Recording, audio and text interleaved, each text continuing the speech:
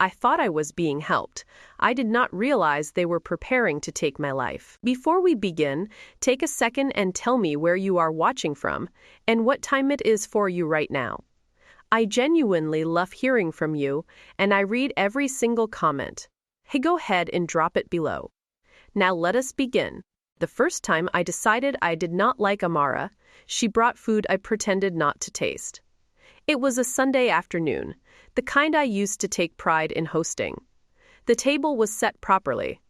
Linen napkins, my good plates. Daniel sat at the head, already loosening his tie, relaxed in a way he never was as a boy. Amara came in last, carrying a covered dish with both hands. I hope this is okay, she said, smiling politely. Daniel said you liked lighter meals. I nodded without lifting the lid. That is thoughtful, I said, already turning back to the roast I had made myself. Daniel always had an appetite. Daniel smiled. Mom, this looks great. I carved generous portions for him and myself. For Amara, I gestured vaguely toward the side dishes. She did not comment. She never did. Lucas swung his legs under the table, asking Daniel questions about work. Naomi leaned against Amara's side, quiet, watching everything before speaking. Amara served the children first, cut their food, wiped Lucas's mouth when gravy slipped onto his chin. I noticed it. I dismissed it. So, I said, turning deliberately toward Daniel, have you thought any more about that promotion? Amara's hand paused mid-motion. Daniel answered immediately. Actually, yes. Amara thinks, I am sure you will do well, I said, cutting him off, still not looking at her. You have always had potential. Amara withdrew her hands slowly and resumed eating. Her expression did not change, but something behind her eyes did. A small closing. A recalibration. Daniel did not notice, or pretended not to. The dish she brought stayed closed for most of the meal. Later, when Daniel was laughing with Lucas and Naomi had wandered off, I lifted the lid just enough to look. Steam curled upward, carrying an aroma I did not recognize. Warm, savory, comforting in a way I could not name. I told myself I was only curious. I took one small bite when no one was watching. Then another. I did not know what she would use. I did not ask. I only knew it tasted good. When Amara offered to serve it later, I waved her off. It is not really my taste, I said.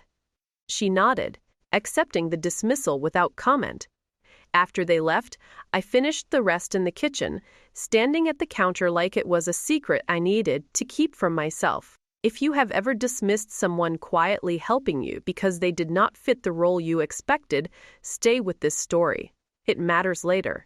A few weeks later, I saw Amara again, this time at the home she shared with my son. Naomi had fallen in the driveway and scraped her knee. She was crying hard, the kind of cry that wants witnesses. Daniel hovered, uncertain. You are okay, sweetheart. It is just a scratch. Amara knelt immediately. Steady hands, calm voice. Come here, Naomi. She brushed away grit, pressed a clean cloth gently against the skin. Breathe with me, she said. In and out. Naomi's sobs slowed. I stood back, arms folded. She is fine, I said. Children cry over everything. Amara did not look up. She is not crying over the scrape, she said quietly. She is crying because it scared her. That annoyed me. The certainty. The calm correction. Daniel said nothing. That silence lodged somewhere deep. The third time, the one that mattered, I did not raise my voice at all. Amara suggested, carefully, that we organize some of my paperwork together, bills, appointments, just to make things easier. I set my cup down harder than necessary. That will not be necessary, I said. My family handles those things. Her face tightened for a moment, then smoothed. I understand, she said. I just thought. I said it is handled, I replied. This is not your place. The words landed cleanly, sharp, practiced. For the first time, she did not answer right away. I watched the hurt register before she masked it. Not anger, Not offense. Something deeper. I see, she said finally. She did not argue. She did not defend herself. She did not remind me she was my grandchildren's mother. She simply stood, gathered her bag, and said, I will get the kids. Daniel appeared in the doorway, too late to change anything. Mom, he began. I waved him off. It is fine. He let it be fine. As their car pulled away, I felt justified. Blood was protection. Family stayed in their lanes, and I had drawn a clear line. What I did not know then was that the woman I had just pushed out of my business was the only one paying attention to it. Marjorie came on a Tuesday. I remember because Tuesdays had always been mine. Grocery shopping in the morning. Laundry in the afternoon. Quiet tasks that did not require permission. She disrupted it without asking. She stood in the doorway with a bright smile and 2 thick folders tucked under her arm. Evelyn, she said, stepping inside before I answered. I was nearby. Marjorie was my younger sister.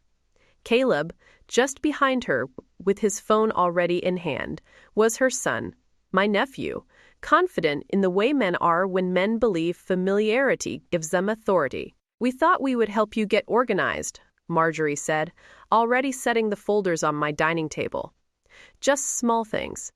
Nothing overwhelming. I glanced at the table. It was still bare from lunch. What sort of things? I asked. Oh, she said lightly. Mail, accounts, appointments, the things that pile up. I manage my own affairs, I said. Of course you do, she replied quickly. This is just support. Caleb finally looked up from his phone. It is easier when everything runs through one system, he said. Less stress. He said it like a conclusion. After my health began to falter, Amara started coming by more often. Not because I asked her to, because she noticed. She drove me to appointments Daniel said he could not get time off for. She stayed in waiting rooms when I told her she did not have to. She brought meals I had not asked for and left them in my refrigerator without comment. Sometimes she came just to sit for a while. I told myself she was hovering, that she was overstepping. I never asked why she kept showing up when others only came with paperwork. Marjorie opened the first folder and began spreading papers across the table, aligning them neatly. She did not hand anything to me. She placed them where she could point. This one is just an authorization, she said. So we can help if you are busy. Bills, errands, that sort of thing. I leaned closer. The page was dense with small print. I would like to read it, I said. Marjorie's smile tightened, just for a moment. Of course, she said, and then kept talking anyway. It does not change ownership. It is very standard. Caleb slid a pen toward me. Daniel arrived then, breathless, coat still on. Sorry, he said. Traffic was awful. He kissed my cheek, glanced at the table, and frowned. What is going on? Helping your mother, Marjorie said smoothly. Daniel looked at me. Everything okay, Mom? I hesitated. Something about the way everyone was standing, hovering, made me feel slow, behind. As if I were the only one not keeping pace. I suppose, I said. Mara was there too. She had driven Daniel. She stood near the counter, not sitting, not leaning, waiting. Marjorie flipped another page. This one just lets us receive certain mail, so nothing important gets missed. Redirected? I asked. Temporarily, she said quickly. Daniel shifted his weight. That is probably fine, he said. You hate dealing with paperwork anyway. I opened my mouth to correct him. I did not. Amara had not moved, but her eyes followed the page Marjorie was pointing to. Does it expire? Amara asked quietly. Marjorie turned, surprised. What? The authorization, Amara said. Is there an end date? Caleb answered before Marjorie could. It can be adjusted later. That is not the same thing, Amara said. Daniel exhaled sharply. Amara. He crept up my neck. She is just asking, I said, though my voice did not carry much weight.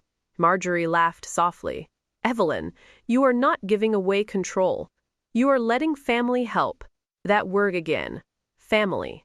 Daniel shifted his weight, already reaching for his coat. I will head back with them, he said, avoiding my eyes. I noticed the timing then, how quickly he chose motion over questions. I did not ask why. I picked up the pen. Amara stepped closer, not interfering, just close enough that I could feel her presence beside me. She did not tell me not to sign. She did not touch the paper. She said only, "You can take time if you want." Everyone looked at her. Marjorie's smile thinned. Caleb's jaw set. Daniel stared at the floor. I suddenly felt foolish for hesitating. "It is fine," I said, and signed. The pen scratched loudly across the page. Marjorie exhaled in relief. Caleb gathered the papers quickly, as if the moment might disappear if he did not secure it. "There," Marjorie said brightly. "That is one less thing for you to worry about." They left together, Marjorie, Caleb, and Daniel. Voices low, already discussing next steps as they crossed the yard. Amara stayed. Later, when the house was quiet again, Amara stood beside me at the sink while I rinsed dishes I had not dirtied. "If you want," she said carefully, "I can make copies of what you signed, just for your records." I kept my eyes on the running water. "That will not be necessary," I said. "Marjorie has it handled." She nodded once. "Okay." She did not argue. She did not push. But as she gathered her bag to leave, I heard the soft rasp of paper, one unsigned page, left behind in the folder, sliding into her purse, while she thought I was not looking, and my stomach tightened for reasons I refused to name. I said nothing. At the time, I believed I had chosen ease over suspicion. I did not realize I had just handed away the first thing I would need to get my life back. If this moment feels familiar, pay attention. Small signatures often come before large losses. Let us continue with the story. The first thing Amara did was nothing. She did not call anyone. She did not confront Marjorie or Caleb. She did not come back to me waving papers or warnings. She watched. Marjorie returned the following week, alone this time. She brought groceries I had not asked for and placed them in my kitchen as if they had always belonged there. "I reorganized your pantry," she said cheerfully. "You will find things much easier now." I opened a cabinet and stared at rows of unfamiliar containers. Labels faced outward. Dates written neatly in black marker. It looked efficient. It felt foreign. Amara stood near the doorway, keys in hand. She had not planned to stay. She rarely stayed now unless I asked. Marjorie talked while she worked, filling the space with reassurance. "Caleb's consolidating some things for you," she said. "Just back-end stuff. You will not even notice." Amara glanced at me. I nodded slightly, a silent request not to interfere. She did not. But when Marjorie left, and I turned my back to rinse my mug, Amara stepped closer to the counter and slid one envelope out from beneath a stack of mail. She did not open it. She just noted the return address. 2 days later, Amara sat in her car outside a bank branch she did not normally use. She had not told me she was going. She had not told Daniel either. She had brought only a folder and her phone. Inside, the air smelled faintly of carpet cleaner and coffee. A line moved slowly. When it was her turn, she approached the desk and smiled politely. "I have a question about an account," she said. "I am trying to help my mother-in-law get clarity." The teller glanced at the folder. "Is she with you?" "No," Amara said. "But I have." "I am sorry," the teller interrupted gently. "We cannot discuss account details without the account holder present or written authorization." Amara nodded. "I understand. I am not asking for details." The teller hesitated. "I just need to know whether there have been any recent changes to authorized access," Amara said. "Names added. Mail redirection. That sort of thing." The teller's fingers paused above the keyboard. "I really cannot confirm anything," Amara finished for her. "I know." She leaned in slightly. "But if there had been changes, would they appear on the monthly statement?" The teller relaxed a fraction. Yes. And if mail had been redirected? That would be noted internally. Amara nodded. Thank you. She turned to leave. Ma'am, the teller called softly. Amara stopped. If you are concerned, the woman said, lowering her voice, it might be best for the account holder to come in person. Amara met her eyes. I agree. That evening, I found Amara at my dining table, not with papers spread out, but with a notebook open and a pen resting beside it. She had not started writing yet. Did you need something? I asked. She looked up. Just waiting. For what? For a pattern? I frowned. You are still doing this? She did not answer right away. Instead, she asked, when was the last time you personally spoke to the bank? I do not remember, I said. She nodded. And the last time you paid a bill yourself? I do not. Marjorie's handling that. Amara closed the notebook without writing a word. That is what I needed to know, she said. The next moment came by accident. I was in the hallway when the phone rang. Marjorie's voice carried from the living room where Amara had stepped away to take the call. Yes, I have it, Marjorie said. No, she does not need to know yet. There was a pause. Yes, before the review. I stopped walking. Amara ended the call a moment later and rejoined me. She did not mention it. She did not ask what I heard. But when she left that night, she took the folder with her. Later, much later, I learned what she did with it. She sat at her own kitchen table after midnight, documents spread across the surface, rereading the same pages until the words stopped blurring. She did not need every answer. She needed enough. Enough to know this was not confusion. Enough to know it was not help gone wrong. Enough to know time mattered. The next time she spoke to me about it, she did not bring papers. She brought tea. She set the mug down gently in front of me, the way she always did, handle turned just right. If I am wrong, she said quietly, nothing changes. I said nothing. She continued, but if I am right, you will not be asked next time. I felt irritation rise. You are assuming too much. She nodded. That is possible. And yet, I said, you are still here. Yes, she said, I am. I waited for her to argue. She did not. She stood, gathered her things, and paused at the door. I am going to make sure you do not sign anything else without understanding it, she said. Even if you are angry with me. You do not have the authority, I snapped. She looked at me then, not defiant, not wounded, resolved. Not yet, she said. And that was the moment everything changed. Because she stopped asking for permission, and somewhere, without realizing it, I stopped being the only one who could protect my life. The letter arrived folded in thirds, heavier than it needed to be, tied to the trust paperwork Marjorie had called routine, the same documents she said required no explanation. It sat in my mailbox all morning. I did not open it until after lunch, standing at the kitchen counter with sunlight cutting across the floor. Notices of review. Attendance. Recommended. Trust review. Property verification. I dialed Marjorie immediately. Oh, that, she said, before I finished reading. That is just procedural. Nothing to worry about. I want to be there, I said. A pause. Of course, she replied. If that makes you feel better. 2 days later, we sat in a small conference room downtown. Page walls. A long table. A pitcher of water no one touched. Marjorie sat to my left. Caleb to my right. Daniel arrived late and avoided my eyes. Amara entered last. She was not alone. The attorney with her wore a simple gray suit and carried a slim folder. Calm. I am impressed by the tension. Marjorie stiffened. What is this?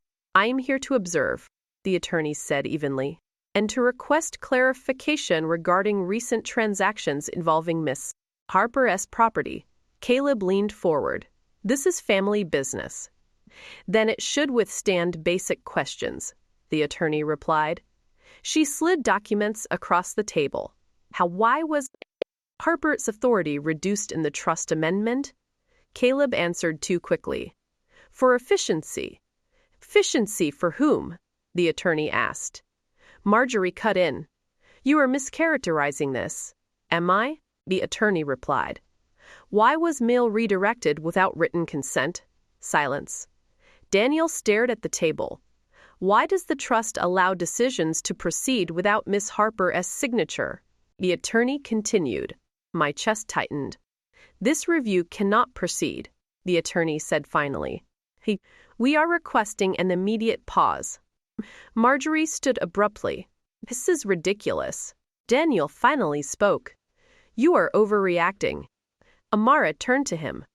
I am preventing something that cannot be undone. They looked at her differently then. Not annoyed. Alarmed.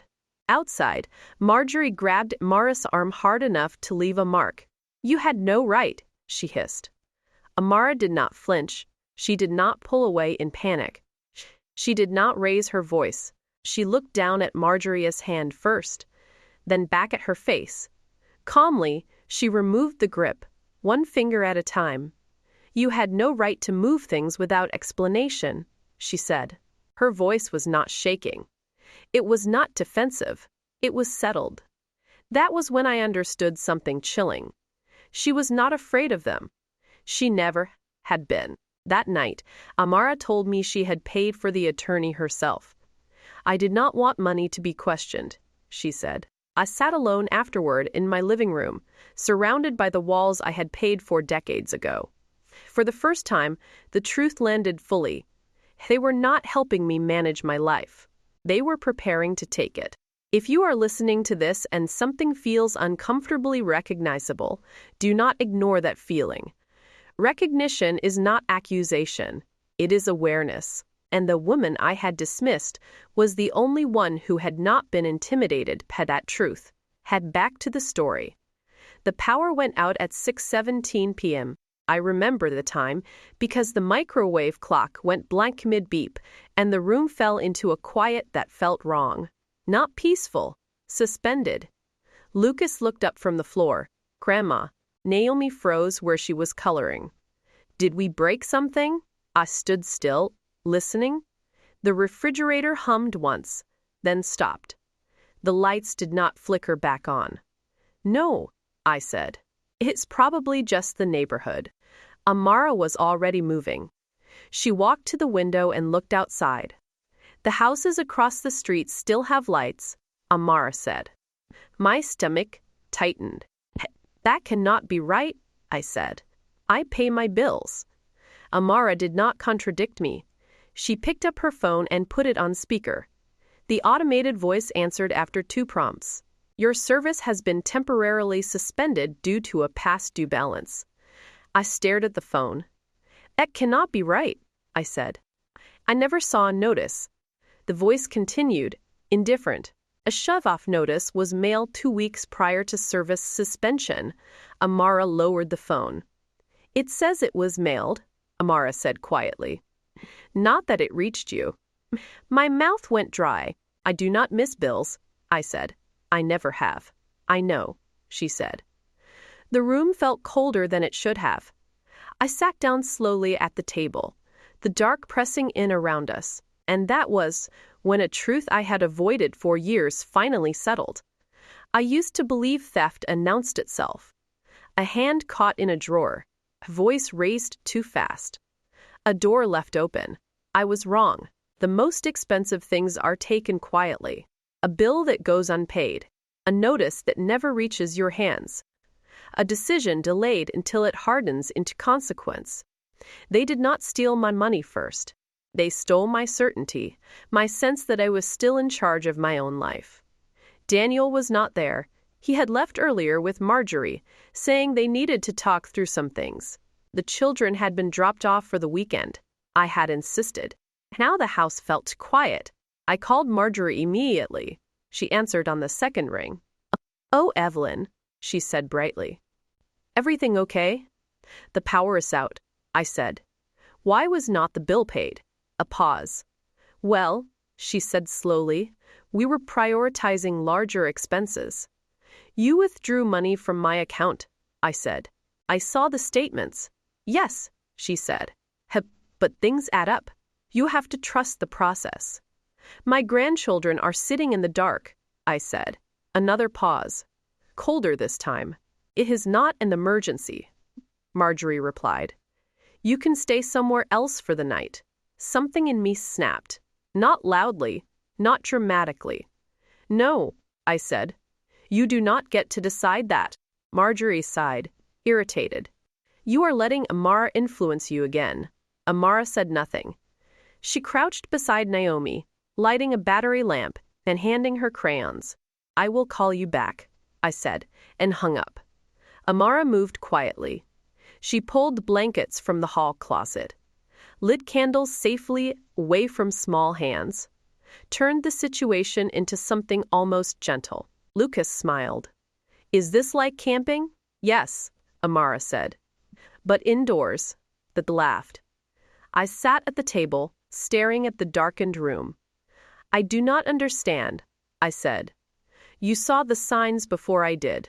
Why did you not step in? There was money. There still is, Amara replied. But I needed you to see it without me telling you first. If I had spoken before the lights went out, it would have sounded like suspicion. And now it is something you felt. She laid out the papers she had brought, copies she had quietly requested from the utility companies after noticing my mail had stopped arriving. Electric bill unpaid. Water bill late. Property tax notice. Final reminder. I stared at the last one. What happens if that is not paid? I asked. Her voice stayed steady, a lean. And after that, foreclosure proceedings can begin. This house is paid for, I whispered. That does not protect it from taxes, Amara said. The truth settled heavily. They were taking money, I said, and not paying the basics. Yes, Amara said, because unpaid bills create urgency. Urgency makes people sign things.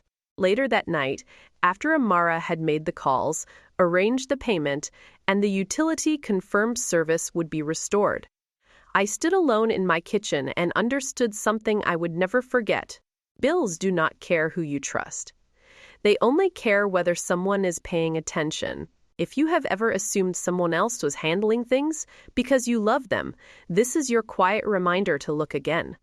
The first call came before breakfast. I recognized Marjorie's number immediately. I let it ring. The second call followed 10 minutes later. By the third, I answered without sitting down. You did not need to embarrass us, Marjorie said. Her voice was clipped, stripped of warmth.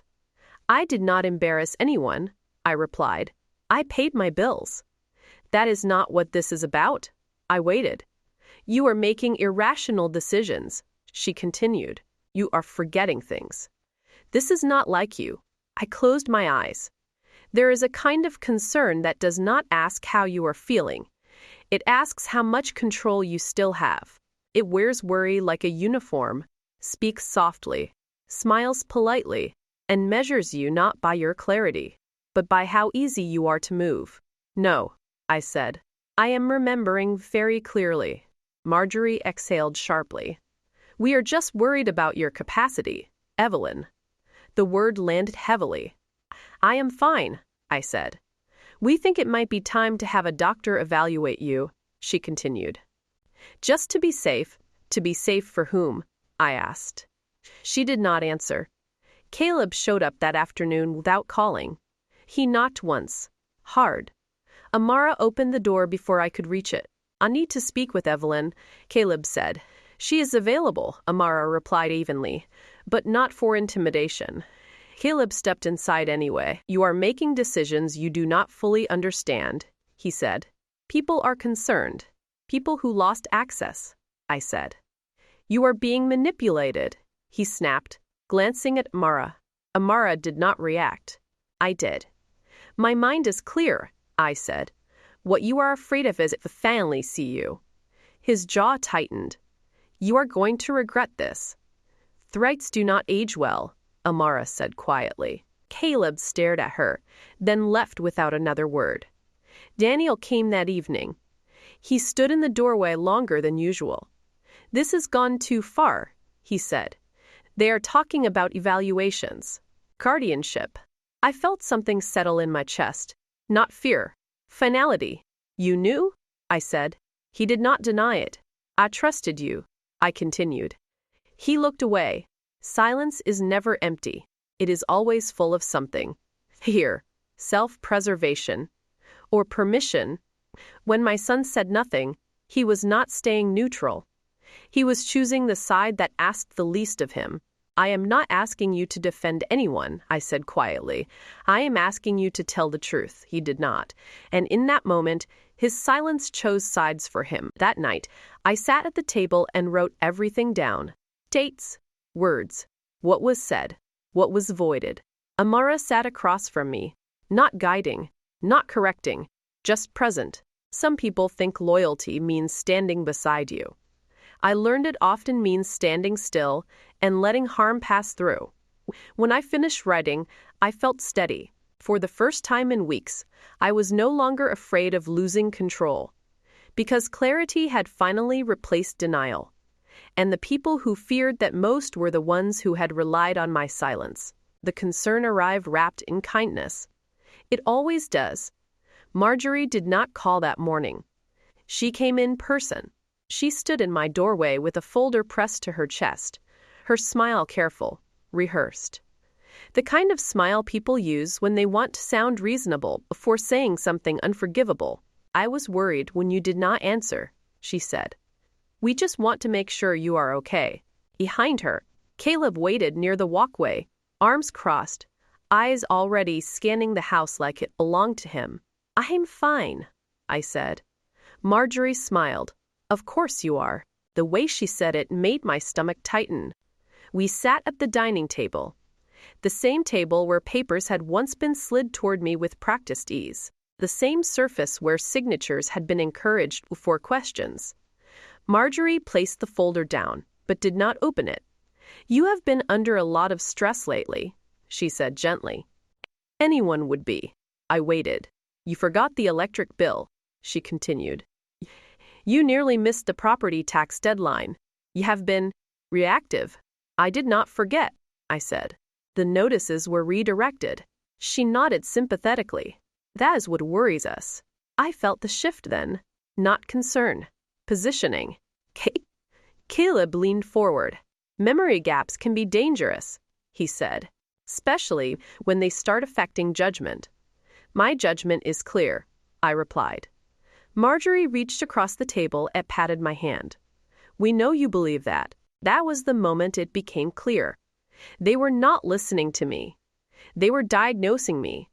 Amara stood near the counter, quiet, attentive. Marjorie glanced at her. You have been very involved lately. She asked me to help, Amara said calmly. Marjorie tilted her head. Did she? I felt heat rise in my chest. Yes, I said. I did. Marjorie smiled again. Of course. The words sounded like dismissal, not agreement. Caleb slid a document halfway across the table. It is just a precaution, he said. A medical evaluation. To establish baseline capacity. I did not touch it. Baseline for what? I asked. In case decisions are questioned later, Marjorie said softly, This protects you. From whom? I asked. She hesitated. From yourself. She did not say it. She did not have to. I looked down at the paper. A doctor's name. An appointment date. Language that assumed consent had already been given. You scheduled this without asking me, I said. Caleb shrugged. We assumed you would agree. Why? Because if something happened, Marjorie said, lowering her voice, and someone claimed you were not competent. The word landed heavily. Competent. The air in the room felt thinner. They were not worried about my memory. They were worried about losing control. Amara spoke for the first time. Who requested this evaluation? She asked. Marjorie's smile tightened. Family. That is not an answer, Amara said. Caleb stood.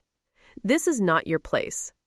It became my place when you started building a case instead of having a conversation, Amara replied. Marjorie sighed. This hostility is exactly what we are talking about. I laughed once, short, disbelieving. You are calling clarity hostility now? I asked. We are calling concern what it is, Marjorie said. You are not thinking like yourself. I leaned forward. No, I said. I am thinking like someone you cannot move anymore. The room went still. The clock in the hallway ticked loudly, counting something none of us could stop. I understood then fully, unmistakably. When money was blocked, they reached for my mind. When access was denied, they questioned my autonomy. There is a moment when concern stops sounding like care and starts sounding like strategy. This was that moment. I am not attending this, I said, pushing the paper back toward them. Marjorie's voice sharpened. Evelyn, refusing evaluation can be seen as a sign that I do not consent, I finished. Caleb's jaw tightened. If this goes further, the court will ask questions. Let them, I said. Amara stepped closer, not in front of me, but beside me. Some people protect you by standing in the way. Others protect you by standing still, so the lie has nowhere to pass. Marjorie gathered the folder, her movements brisk now. You are making a mistake, she said. No, I replied. I am making a record. They left without another word. That night, Arma helped me draft a letter. Not emotional, not defensive.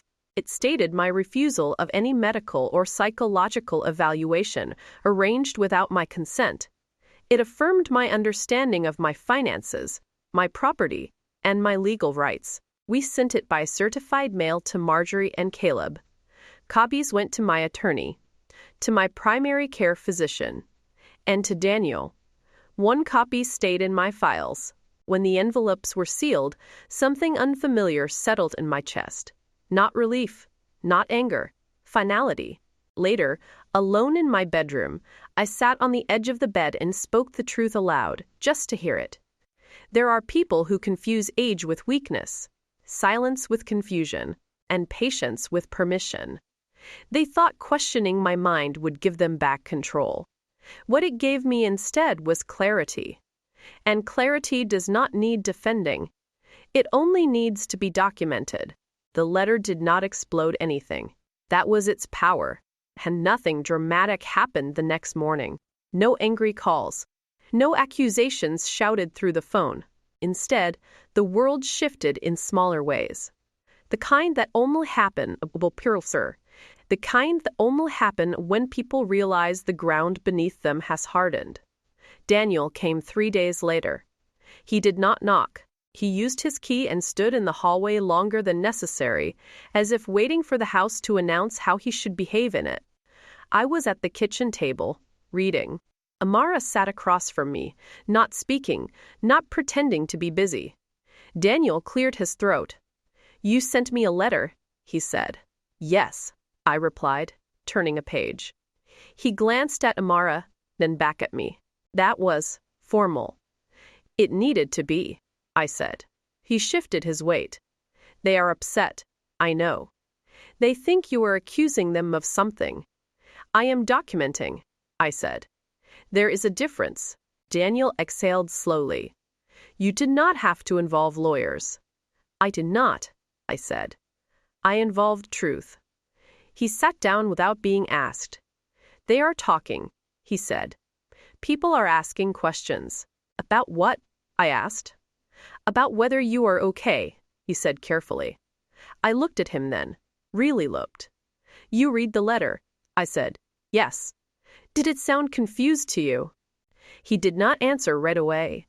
No, he admitted. Amara spoke gently. Then why are we still having this conversation? Daniel's jaw tightened. Because they are scared, he said. And when people are scared, they say things. Like what? I asked. He hesitated. That you are being influenced, he said. That you do not fully understand what is happening. I nodded once. And do you believe that? I asked. Silence. That silence had changed. It was no longer passive. It was defensive. Later that week, I felt it in the way my phone stopped ringing. No more cheerful check-ins. No more casual concern. Instead, messages began arriving indirectly. A cousin asking if I was doing all right. A neighbor mentioning they heard I was under a lot of stress. Concern. Recycled. Marjorie did not call. Caleb did not show up. They had switched tactics. Amara noticed it before I named it. They are testing the perimeter, she said one afternoon, as she filed copies into a folder. Perimeter of what? I asked. Your credibility, she replied. The first real attempt came disguised as kindness. A social worker knocked on my door 2 days later. She introduced herself politely, clipboard in hand, voice calm. Who received a concern, she said. We just want to check in. Amara did not step forward. She did not block the door. She stood still. I am happy to speak with you, I said. Inside. His social worker glanced at Amara. Are you comfortable speaking freely? Yes, I said. She is here at my request. The woman nodded and asked simple questions. Did I know the date? Did I manage my finances? Did I feel pressured by anyone? I answered calmly, clearly. I watched her posture relax with each response. When she left, she smiled. Thank you for your time, Ms. Harper, she said. Everything seems in order. When the door closed, I exhaled. They did not expect that, I said. Amara nodded. They expected fear. That night, I sat alone and let the truth settle. When fear fails, people reach for witnesses. When witnesses do not agree, they try strangers. When strangers do not confirm the story collapses. You cannot argue with clarity. You can only avoid it. Daniel returned again, quieter this time. They sent someone? He asked. Yes. He sat heavily in the chair across from me. They did not tell me they were going to do that. I know, I said. He rubbed his face with both hands. They are spiraling, he admitted. They do not know how to stop this. Neither did I said. Until I did. He looked up. What do you want from me? He asked. The question landed heavier than he expected. I considered it carefully. I want you to stop confusing loyalty with silence, I said, and love with avoidance. He swallowed. I want you to stand where the truth is, I continued, even if it costs you comfort. Amara did not speak. She did not need to. Hey, Daniel nodded once. Not agreement. Not refusal. Something in between. After he left, Amara and I sat in the quiet. They are running out of room, she said. Yes, I replied. And when people run out of room, hey, push, she finished. I smiled faintly. No, I said. They reveal. I went to bed that night, knowing something important. They had tried money. They had tried fear. They had tried my mind. None of it worked. And now, the truth was no longer something I carried alone. It had witnesses. And witnesses change everything. Daniel came without warning this time. No message, no call. I heard his car before I saw him, tires crunching against the gravel the way they always had. He stood on the porch longer than usual, shoulders tight, as if bracing himself for something that could not be negotiated. I opened the door before he knocked. I need to talk to you, he said. Come in, I replied. Amara was in the kitchen, rinsing dishes. She did not turn around. She did not need to. Daniel followed me to the living room and stood instead of sitting. His hands moved restlessly, opening and closing, as if he were trying to decide what version of himself to present.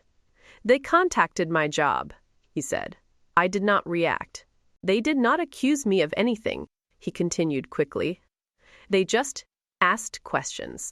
About you, about me. Who did? I asked. Marjorie and Caleb, he said. They frowned as concern. I nodded once. They wanted to know whether I had noticed changes, he added. In your memory, your behavior. I waited. They asked if you had been confused lately, he said. If you had been making impulsive decisions. And what did you say? I asked. He hesitated.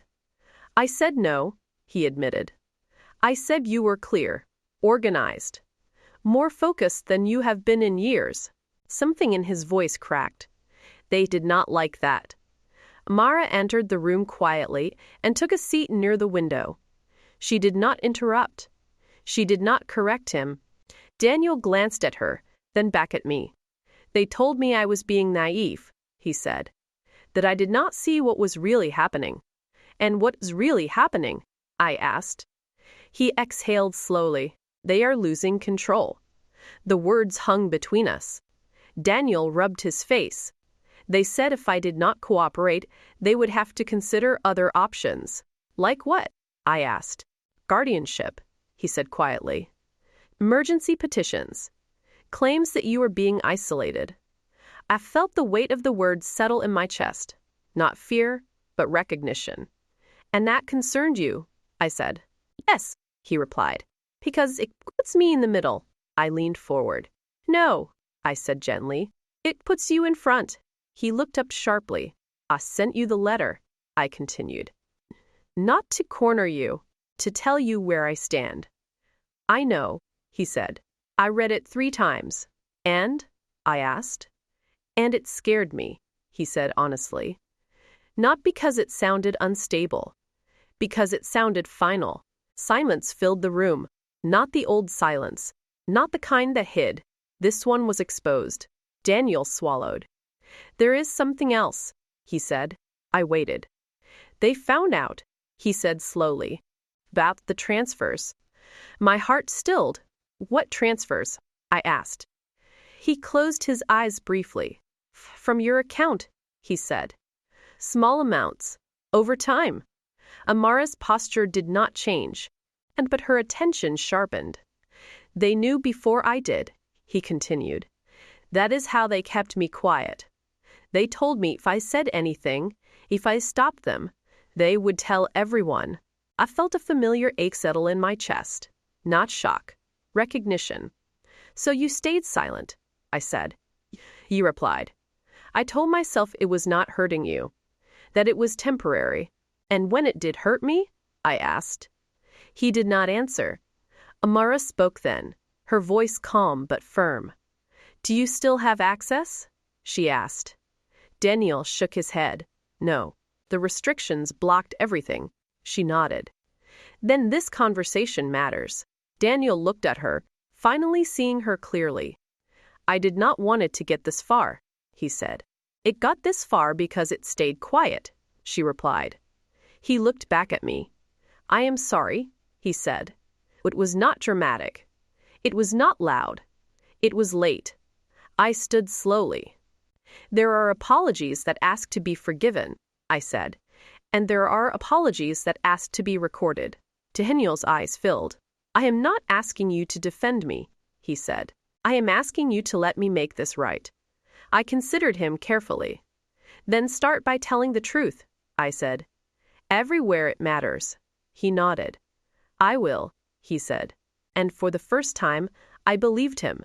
That night, after Daniel left, I sat alone at the table. I thought about how silence had protected him, how it had cost me, how clarity had arrived too late to prevent pain, but early enough to prevent erasure.